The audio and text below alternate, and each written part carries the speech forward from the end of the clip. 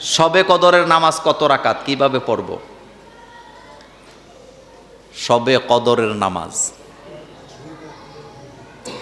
শবে কদরের নামাজ এই রকমের নামাজ কোরআন হাদিসের কোথাও নেই।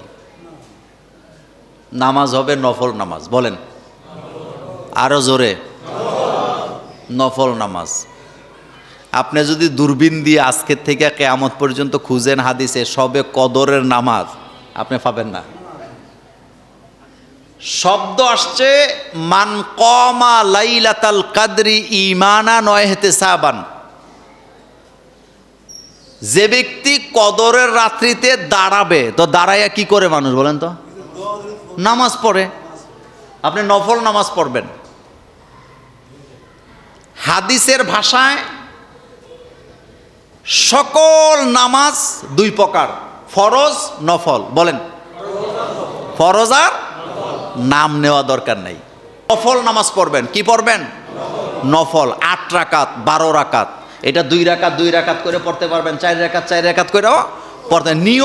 নিয়ত মানে এক কথা, নফল নামাজ পড়বেন আপনি। একই সূরা দিয়ে বারবার পড়তে পারবেন, কোনো সমস্যা নেই। অনেকে প্রশ্ন করে হুজুর একই সূরা বারবার, কোনো সমস্যা নেই। আপনি একবার আলহামদু, 10 বার কুল আল্লাহ, 200 বার কুল আল্লাহ দিয়ে পড়েন, কোনো সমস্যা নেই। আপনি শুধু আলহামদুলিল্লাহ দিয়ে নামাজ পড়লেও কি নামাজ হয়ে যাবে। টেনশনের কারণে হবে না, কোনো শব্দ নেই, হবে না কোনো। হওয়ার জন্যই আল্লাহ আপনারে দিছে, সুযোগ দিছে। আপনি শুধু দাঁড়াবেন মানে রাতের বেলা জাগবেন, তাওবা করবেন, কান্নাকাটি করবেন, নামাজ পড়বেন, জিকির করবেন, কোরআন তেলাওয়াত করবেন। আল্লাহর হাবিব বলছেন গুফির আলাহু মা তাকাদ্দামা মিন জামবি, এই কাজগুলো যারা করবে আল্লাহ তাদেরকে মাফ করে দিবে।